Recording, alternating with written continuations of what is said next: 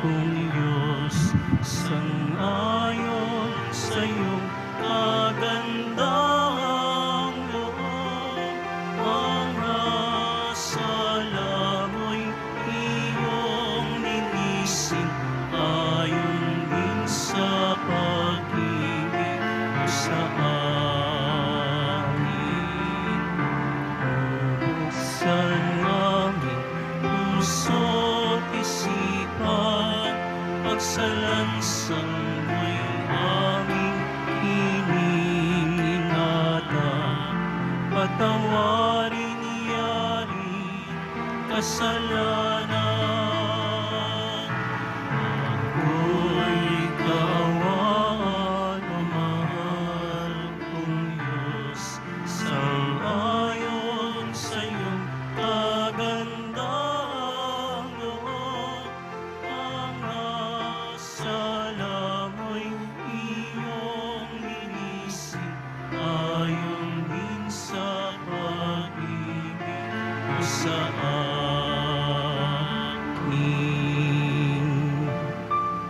Sa ngalan ng Ama at ng Anak at ng Espiritu Santo, Amen.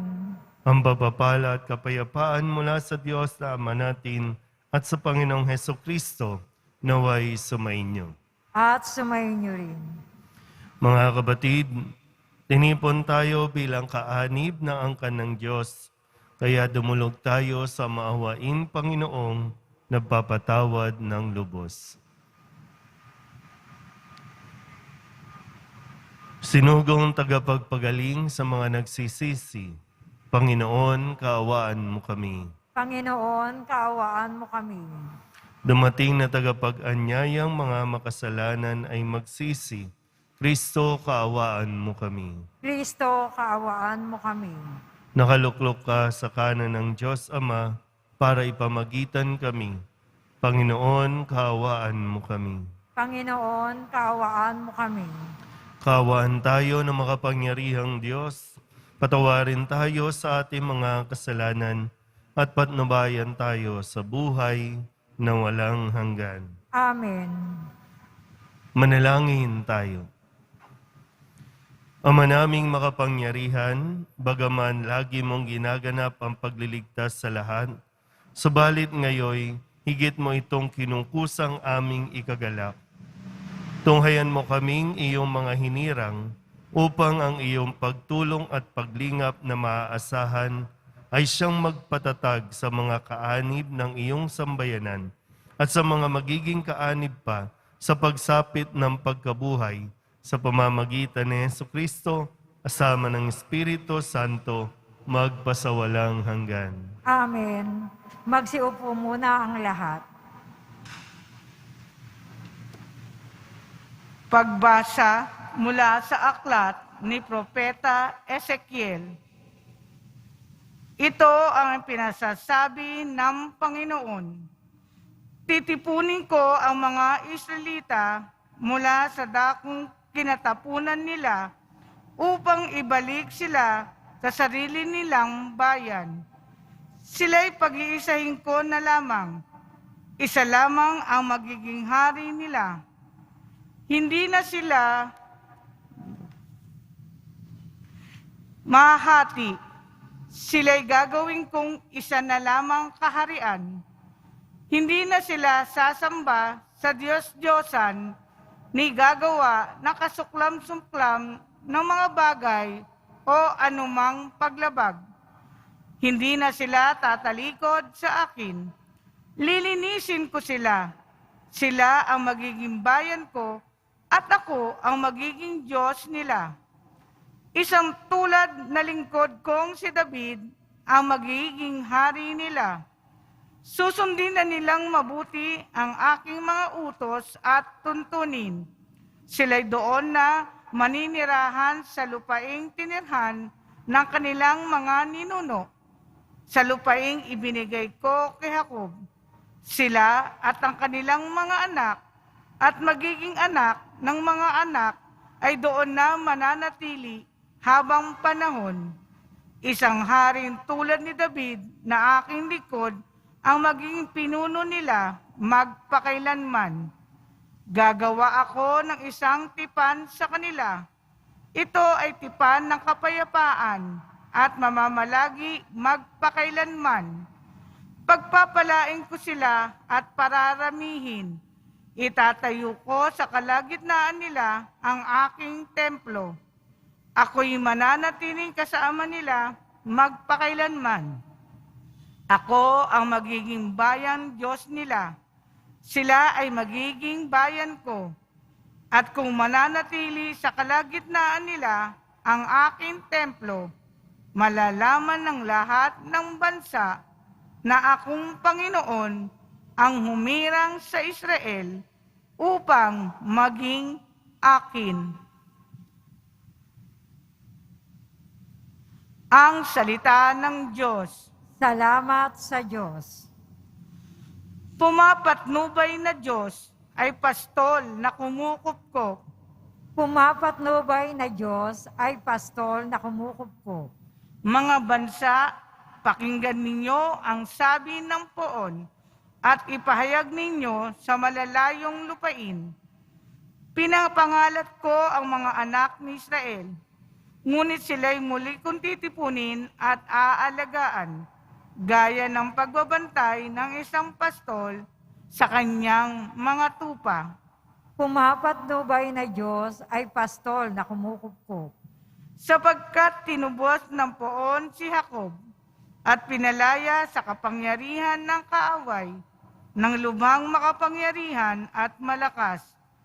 Aakyat silang nagsisigawan sa tuwa patungo sa bundok ng Siyon, tigib ng kaligayahan dahil sa mga pagpapala ng poon.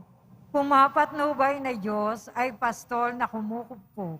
Kung magkagayon, sasayaw sa katuwaan ang mga dalaga, makikigalak pati mga binata at matatanda. Ang kanilang dalamhati ay magiging tuwa. Papalitan ko ng kagalakan ang kanilang kalungkutan. Pumapatnubay na Diyos ay pastol na kumukupkop. Magsitayo po ang lahat.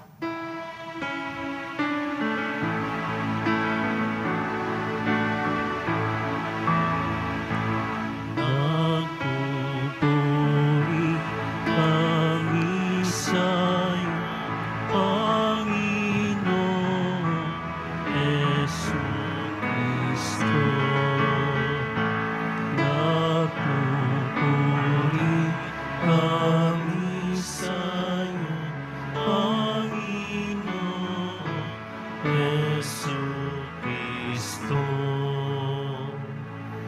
Sinabi ng buong mahal, kasamaan ay layuan, kasalan ay pagsisihan, kayo ay magpagbuhay, magbalik loob na tunay. Nagpupuri kami sa'yo, Panginoon Jesucristo.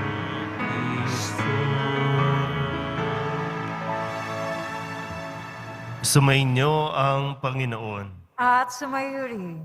Ang mabuting balita ng Panginoon ayon kay San Juan. Papuri sa iyo, Panginoon. Noong panahong iyon, marami sa mga Hudyong dumalaw kay Maria ang nakakita sa ginawa ni Jesus at nanalig sa kanya. Ngunit ang ilan sa kanila'y pumunta sa mga Pariseo at ibinalita ang ginawa ni Jesus. Kaya tinipon ng mga punong saserdote at ng mga Pariseo ang mga kagawad ng Sanhedrin. Ano ang gagawin natin? Wika nila. Gumagawa ng maraming kababalaghan ang taong ito. Kung siya'y pababayaan natin, mananampalataya sa kanya ang lahat. Paririto ang mga Romano at wawasakin ang templo at ang ating bansa. Ngunit isa sa kanila, si Caifás, Ang pinakapunong saserdote noon ay nagsabi ng ganito, "Ano ba kayo? Hindi ba ninyo naiisip na mas mabuti para sa atin na isang tao lamang ang mamatay alang-alang sa bayan sa halip na mapahamak ang buong bansa?" Sinabi niya ito, hindi sa ganang kanyang sarili lamang. Bilang pinakapunong saserdote ng panahong iyon, hinulaan niyang mamamatay si Jesus dahil sa bansa, at hindi dahil sa bansang iyon lamang, kundi upang tipunin ang nagkawatak-watak na mga anak ng Diyos. Mula noon, binalangkas na nila kung paano ipapapatay si Jesus. Kaya't hindi na siya hayagang naglakad sa Judea. Sa halip, siya'y nagpunta sa Ephraim, isang bayang malapit sa ilang, at doon siya nanira kasama ng kanyang mga alagad. Nalalapit na ang pista ng Paskwa. Maraming tagalalawigang pumunta sa Jerusalem bago magpaskwa upang isagawa ang paglilinis ayon sa kautusan. Hindi nila nakita si Jesus sa templo, kaya't nagtanungan sila, "Ano sa akala ninyo? Paririto kaya sa pista o hindi?" Ipinag-utos sa mga punong saserdote at ng mga Pariseyo na ituro ng sinumang nakaalam kung nasaan si Jesus upang siya'y maipadakip nila. Ang mabuting balita ng Panginoon. Pinupuri ka namin, Panginoong Hesukristo. Magsiupo muna po ang lahat. Isang magandang araw po sa inyong lahat. Ngayon po ay Sabado, huling Sabado para sa ikalimang linggo ng ating 40 araw na paghahanda. Bukas ay linggo ng palaspas o yung matagumpay na pagpasok ni Kristo sa Jerusalem. At mga mahal na araw na po ang mga susunod nito. So sa huling araw na ito, atin po muling balikan at pagnilayan ang mga mensahe ng atin pong Ebanghelyo bago pa man tayo pumasok sa mga mahal na araw. Nung Lunes, ipinahayag ni Kristo sa kanyang pagpapakilala na ang sabi ng pong Nazareno, "Ako ang ilaw ng sanlibutan. Ang sumusunod sa akin ay magkakaroon ng ilaw na nagbibigay buhay at di lalakad sa kadiliman." Noong Martes, ang sabi sa Ebanghelyo, sumagot si Jesus, "Kayo'y mga taga-ibaba, ako'y taga-itaas." At nais ni Jesus na tayo po'y makapiling sa taas.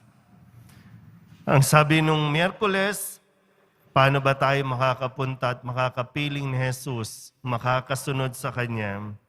Kung patuloy kayong susunod sa aking aral, tunay ngang kayo'y mga alagad ko. Makikilala ninyo ang katotohanan, at ang katotohanan ang magpapalaya sa inyo.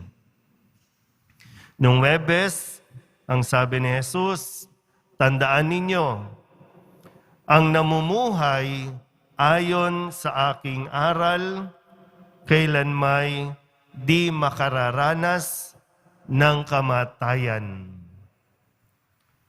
At kahapon, matapos po na maipaliwanag ni Jesus ang lahat ng ito, hindi pa rin siya kinikilala at tinanggap. At nais siyang batuhin ng mga tao. Kaya't ang sabi niya, maraming mabubuting gawa mula sa Ama ang ipinakita ko sa inyo. Alin ba dito ang dahilan?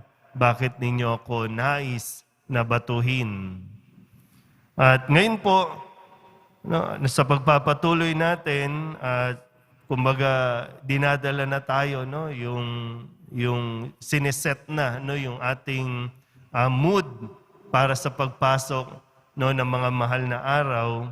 Ito na po yung mga iniisip ng mga Pariseo, ng mga Iskriba, yung mga taong ayaw siyang kilalanin. Ang sabi po nila, kung siya'y pababayaan natin, mananampalataya sa Kanya ang lahat. So, nandoon po yung pag-acknowledge na talagang marami po ang nakukumbinsi, marami na po yung muling kumikilala sa Diyos. Dahil sa mga aral, mga gawa ni Jesus. Na siya namang nagpapatotoo sa pahayag sa unang pagbasa no, na titipunin ng Diyos ang kanyang mga anak na nagkawatak-watak. At yan ang tanging, no, yung isa sa mga misyon ni Jesus ay tipunin muli ang mga anak ng Diyos. Pero ang isa rin po na magandang makita sa kwentong ito ay ito pong pahayag no, ng propeta na sinasabi pong mas mainam na isa lang ang mamatay para sa bayan kesa ang mapahamak ang buong bayan dahil sa iisang tao. Nawa po mas mapagnilayan pa natin, no? Dahil hindi lang po ito basta pahayag, hindi lang ito basta sinabi lang na mag-aalay ng buhay si Jesus para sa sanlibutan. Kundi makikita natin yung aktwal. Mababalikan natin ulit yung pinakasakripisyong ginawa ni Jesus. At ito sana din yung muling mabuhay na values para sa ating lahat. Yung masasabi natin at aakuin talaga natin na di bali nang ako na yung maghirap o ako na lang yung magsakripisyo para sa kapakanan ng nakakarami. Yung sa mga magulang, no? Di bali na ako na lang yung magutom, wag lang yung buong pamilya. Siya na yung magsasakripisyo. At kailangan natin ng maraming taong magiging ganito ang pananaw sa buhay, na hindi ang sarili ang iniisip, kundi ang kaligtasan ng lalo tigit ng mga mahal niya sa buhay. Yung sakripisyo. Sana po buhay pa ito sa ating mga diwa. No? Matuto tayong mag-alay ng ating mga sarili nang walang hinihintay na kapalit. Tanging pagmamahal ang nag-uudyok sa atin para gawin ito.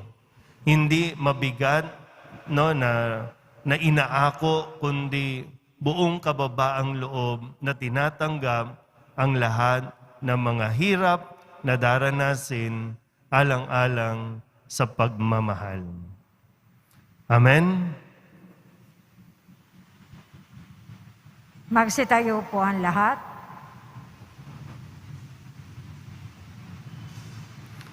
Manalangin tayo sa Diyos na ating Ama upang tulad ni Kristo, maging matatag tayo sa pagharap sa buhay at sa mga pagsubok. Ang ating pong itutugon, Ama, gawin mo kaming kalugod-lugod na handog sa iyo. Ama, gawin mo kaming kalugod-lugod na handog sa iyo.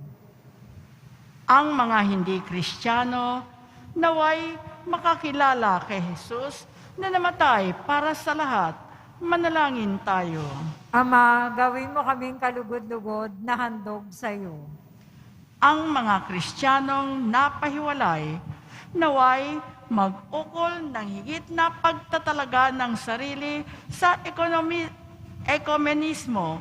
Manalangin tayo. Ama, gawin mo kaming kalugod-lugod na handog sa iyo. Ang mga may kapangyarihan naway mag-alay ng sarili sa pagtataguyod ng katotohanan at katarungan. Manalangin tayo. Ama, gawin mo kaming kalugod-lugod na handog sa iyo. ang lahat ng Katoliko naway makadama na sila ay mas natatanging kaugnayan sa isa't isa dahil sa isang pananampalataya. Manalangin tayo. Ama, gawin mo kaming kalugod-lugod na handog sa iyo. Idulog din natin sa Panginoon ang ating mga personal na kahilingan at mga panalangin para sa ating mga pamilya. Ganon din ang lahat ng mga misang pasasalamat, espesyal na intensyon at mga kaluluwa na inihiling na ipagdasal sa misang ito.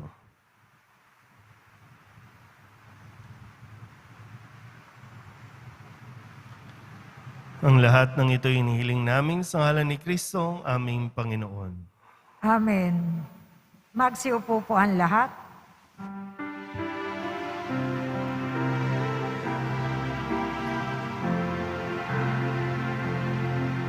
Sa'yo, Ama, aming handog, ang tinapay at alak na ito, handog ng iyong bayang sumasamo, humihingi ng patawad mo.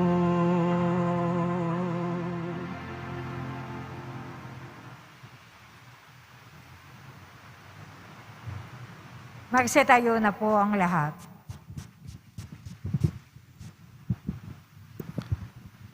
Manalangin kayo mga kapatid upang paghahain natin ay kalugdan ng Diyos Amang makapangyarihan. Tanggapin nawa ng Panginoon itong pag-aahin sa iyong mga kamay, sa kapurihan niya at karangalan, sa ating kapakinabangan, at sa buong sambayan niyang banal. Ama naming lumikha, ang kami ay iyong dinudulutan ng walang hanggang buhay sa pagpapahayag sa amin ng pagsampalataya sa iyong ngalan, sa pagdiriwang ng muling pagsilang noong kami binyagan. Tanggapin mo ang aming mga alay at panalangin upang ang mga umaasang magiging kaanib ng sambayanan ay huwag masipayo sa kanilang inaasam at ang mga umaasang patatawarin sa kasalanan ay tumanggap sa kanilang nilulunggating makamtan sa pamamagitan ni Jesucristo kasama ng Espiritu Santo magpasawalang hanggan. Amen. Sumainyo ang Panginoon. At sumayo rin. Itaas sa Diyos ang inyong puso at diwa. Itinaas na namin sa Panginoon. Pasalamatan natin ang Panginoong ating Diyos. Marapat na siya ay pasalamatan. Ama naming makapangyarihan, tunay ngang marapat na ikaw ay aming pasalamatan sa pamamagitan ni Jesucristo na aming Panginoon. Sa pagpapakasakit ng giliw mong anak, ang sangkatauhay minarapat mong magpahayag ng iyong dakilang pag-ibig sa lahat, na pawang nais mong tubusin ng Mesiyas. Sa harap ng iyong kadakilaan, kapos ang dila naming magsaysay, sa pag-ibig na makapangyarihang, sa krus ay itinanghal. Sa krus ipinasyang patawarin ng mga tao, sa krus nagtagumpay ang ipinakong Kristo. Kaya kaysa ng mga anghel na nagsisiawin ng papuri sa iyo, nang walang humpay sa kalangitan, kami nagbubunyi sa iyong kadakilaan. Santo, Santo, Santo, Panginoon Diyos ng mga hukbo, napupuno ang langit at lupa ng kadakilaan mo. O sana sa kaitaasan, pinagpala ang naparirito sa ngalan ng Panginoon. O sana sa kaitaasan, magsiluhod po ang lahat. Ama naming banal, ikaw ang bukal ng tanang kabanalan. Kaya't sa pamamagitan ng iyong Espiritu, gawin mong banal ang kaloob na ito upang para sa aming maging katawan at dugo ng aming Panginoong Hesukristo. Bago niya pinagtiis ang kusang loob na maging handog, inawakan niya ang tinapay, pinasalamatan kaniya, binaghati-hati ni iyon, iniabot sa kanyang mga alagad at sinabi, tanggapin ninyong lahat ito at kanin, ito ang aking katawan na ihahandog para sa inyo.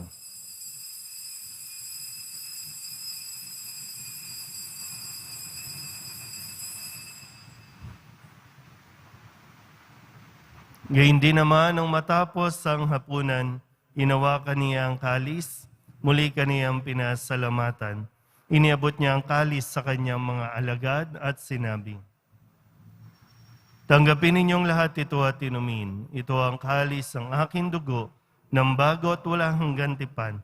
Ang aking dugo na ibubuhos para sa inyo at para sa lahat, sa ikapagpapatawad ng mga kasalanan. Gawin ninyo ito sa pag-alaala sa akin.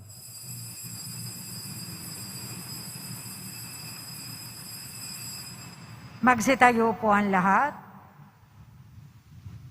Ipagbunyi natin ang misteryo ng pananampalataya.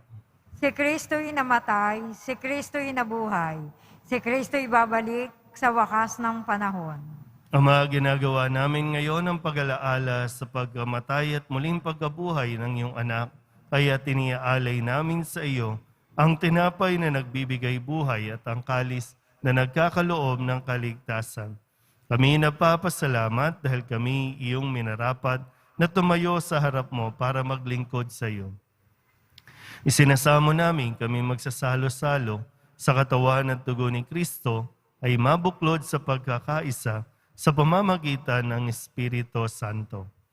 Ama, linghapin mo ang iyong simbahang laganap sa buong daigdig. Puspusin mo kami sa pag-ibig kaysa ni Francisco na aming Papa at ni Jose na aming Obispo at ng Tanang Kaparian. Alalahanin mo rin ang mga kapatid naming nahimlay na may pag-asang sila'y muling mabubuhay, gayon din ang lahat ng mga pumanaw. Kawaan mo sila at patuloyin sa iyong kaliwanagan. Kawaan mo at pagindapatin kaming lahat na makasalo sa iyong buhay na walang wakas. Kaysa ng mahal na Birhen Maria na Ina ng Diyos, ng kabiyak ng puso niyang si San Jose, kaysa ng mga apostol at ng lahat ng mga banal na namuhay dito sa daigdig ng kalugod-lugod sa iyo, may pagdiwang nawa namin ang papupuri sa kararangal mo sa pamamagitan ng iyong anak na aming Panginoong Hesukristo. Sa pamamagitan ni Kristo, kasama niya at sa Kanya, ang lahat ng parangal at papuri ay sa iyo, Diyos Amang makapangyarihan, kasama ng Espiritu Santo, magpasawalang hanggan. Amen.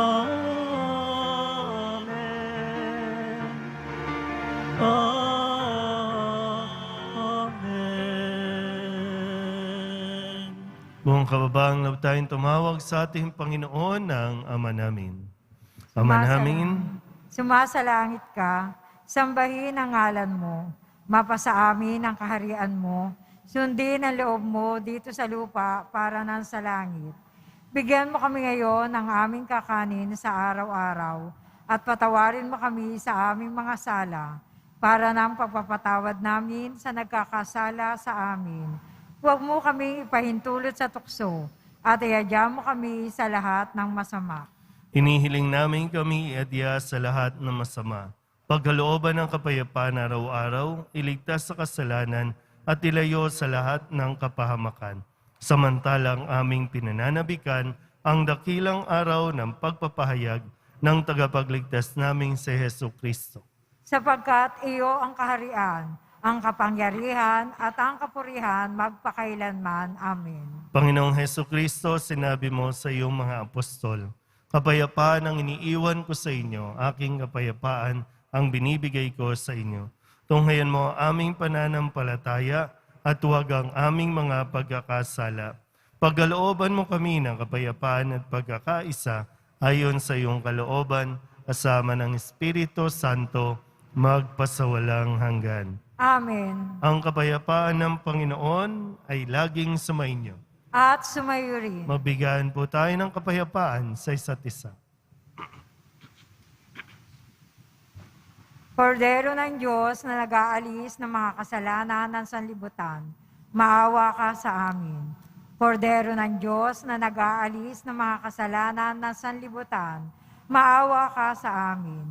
Kordero ng Diyos na nag-aalis ng kasalanan ng sanlibutan, ipagkaloob mo sa amin ng kapayapaan, magsiluhod po ang lahat.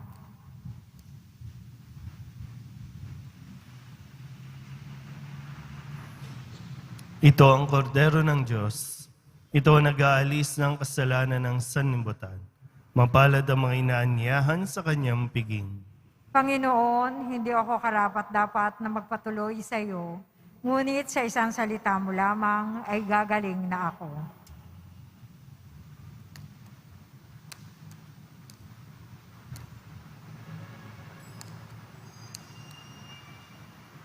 Katawan ni Kristo. Amen.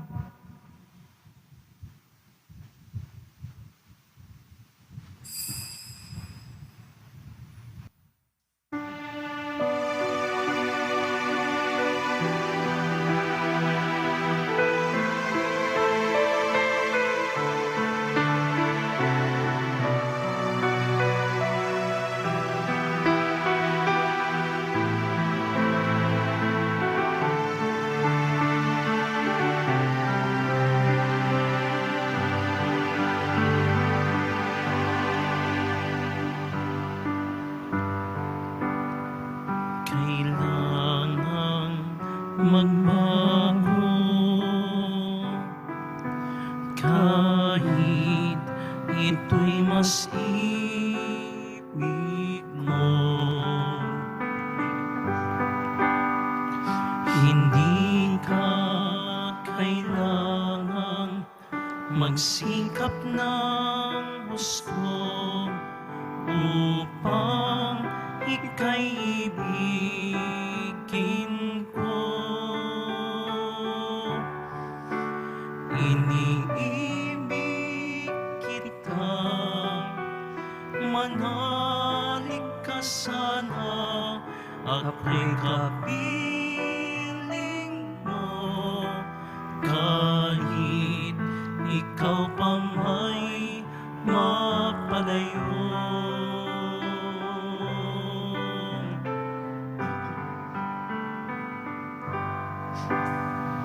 Kailan magwawakas ang iyong pagtatago? Ako'y naghihintay sa'yo. Lumapit ka lamang, ang puso ko'y hagkan, pag-ibig ko'y walang hanggan.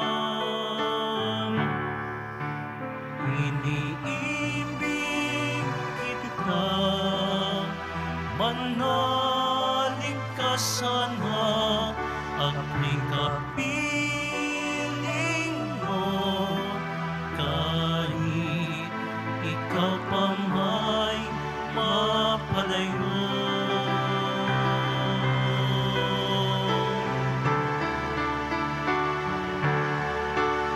Iniibig kita, manalig ka sana, ako'y kapiling mo, kahit ikaw pa may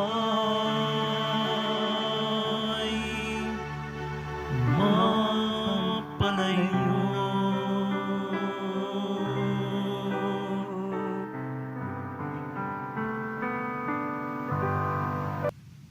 Manalangin tayo. Ama naming mapagmahal, kaming iyong pinapagsalo sa katawat dugo ng anak mo ay maging hindi nawa naiba sa kanya. Sa pagtataglay ng buhay mong sa amin ay kanyang pamana, kasama ng Espiritu Santo, magpasawalang hanggan. Amen. Sumainyo ang Panginoon. At sumayo rin. Manalangin tayo para sa pagbabasbas. Mahal na poong Jesus Nazareno, inihayag mo sa pamamagitan ng krus ang walang maliw na pag-ibig ng Diyos sa sangkatauhan. Pakinggan mo ang kahilingan ng iyong angkan na nagsusumamo sa iyo. Makamtanawa nila ang iyong katugunan at tanggapin ang kasagutan na may utang na loob na tinatanaw. Basbasan din po ninyo mga dala-dala nilang mga imahin at dasalan at lahat ng mga may karamdaman. Sa pamamagitan ng bendisyon na ito na may maalala nila ang mga pangako nila noon sa binyag, na ikaw ang kanilang ibigin at paglilingkuran bilang Panginoon magpasawalang hanggan. Amen. At pagpalain kayo ng makapangyarihang Diyos, Ama at Anak at Espiritu Santo. Amen. Umayo kayong taglayang kapayapaan ng poong Jesus Nazareno. Salamat sa Diyos. Magandang umaga po.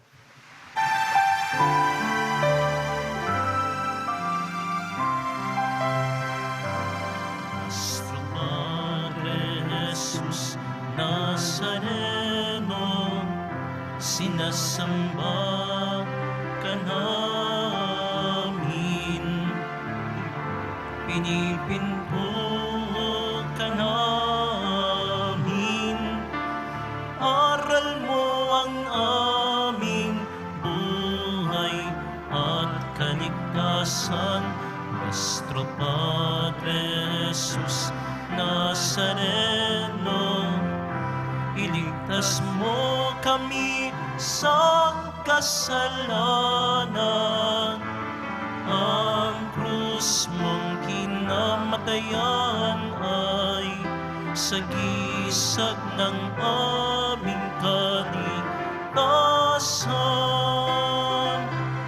Nuestro Padre Jesus Nazareno, dinarangan ka namin.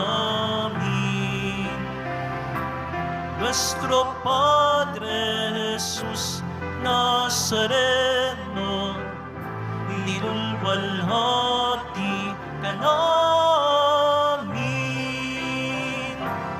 Nuestro Padre Jesus Nazareno, dinarangan ka namin.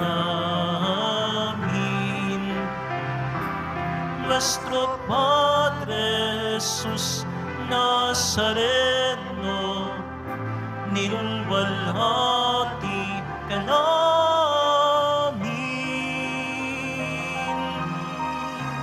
Magsiupo muna po ang lahat.